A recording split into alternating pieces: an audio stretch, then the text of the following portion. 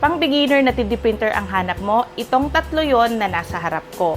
Ito ang Creality Spark Xi7 Color Combo, ito naman ang Bambu Lab A1 Combo, at ito ang Anycubic Cobra X. Kailan ko ba pipiliin ito, o ito? Kung litong-lito ka na, panoorin mo tong video na to. So mag-start tayo dito sa 3D printer na to, ang Creality Spark Xi7 Color Combo. Kapag bumibili ka ng 3D printer, isa sa titignan mo ay yung kasama niyang accessory. So ito ay ang CFS Lite. Kung mapapansin natin, enclosed siya, may bahay. So dito nakalagay ang ating mga filaments para makapag multicolor 3D print tayo. Ngayon, importante to kasi hindi exposed sa moisture yung filaments natin. Plus, meron pa siyang desiccant sa loob, no? Ito yung nag-absorb ng moisture. Ang filaments kasi natin, dapat hindi siya exposed sa moisture kasi nga humid dito sa Pilipinas, no? Kapag kasi exposed siya sa moisture ng matagal na panahon, pwedeng maging brittle or maging pangit yung print natin, no? Yung quality ng print natin. So, ayaw natin yon.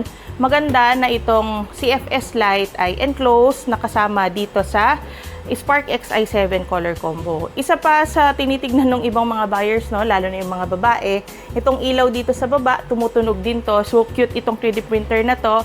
Ang size nito, 260 by 260 by 255 millimeters. Okay? Next naman ay ang Bambu Lab A1. So, itong A1 combo na to, matagal na to sa market, Bambu Lab brand, subok na to ng madami, no? So, sa mga businesses ginagamit siya. Tapos meron siyang accessory itong AMS Lite. Ito yung lalagyan ng kanyang filament para naman makapag multicolor. Ngayon, kung mapapansin natin, wala siyang bahay. Ayan, expose yung filament natin. Pero wala namang problema pag ganun, no? Kasi kung halimbawa tapos mo nang gamitin yung filament, ay itago mo na lang agad sa sealed na container.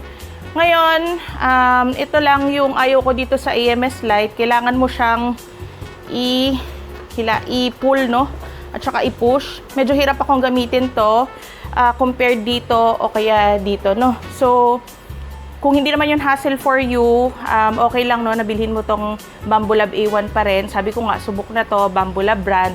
Matagal na sa market. Kung meron kang existing na 3D printer na Bambu Lab din, pwede kang kumuha ng another Bambu Lab unit. Tapos, ang build volume pala nito, 256 by 256 by 256 cubic millimeters.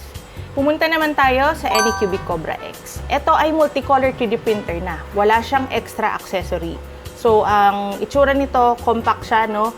Makakapag-save ka ng space kung halimbawa maliit yung space mo sa bahay or sa condo, no? Ngayon, tignan natin yung matitake na space nung dalawang 3D printer kanina. Ito siya, ganyan kalapad. At saka ito siya. Okay, so ito, compact. At dahil dun sa wala siyang extra accessory, mas affordable itong 3D printer na to. At itong 3D printer din na to ay mas malaki yung build volume, 260 by 260 by 260 cubic millimeters. Pero ito lang, yung filaments niya exposed, no? Katulad nitong sa Bambu Lab A1 Combo.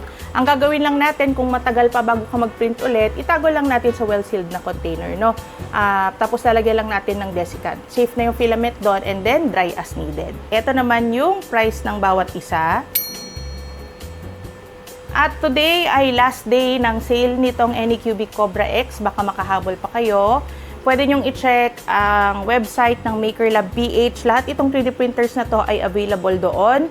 Kung gusto nyong matuto ng 3D printing, ay meron din silang intro to 3D printing, no? Doon sa Ayala Malls, Manila Bay. Pwede kayong mag-register or pwede kayong mag-chat sa page nila para malaman nyo yung details about the lesson. Tapos, lahat itong 3D printers na to, I think naka-display din doon, no? So, makikita nyo itong mga 3D printers na to. Available din sa Shopee, Lazada, and TikTok.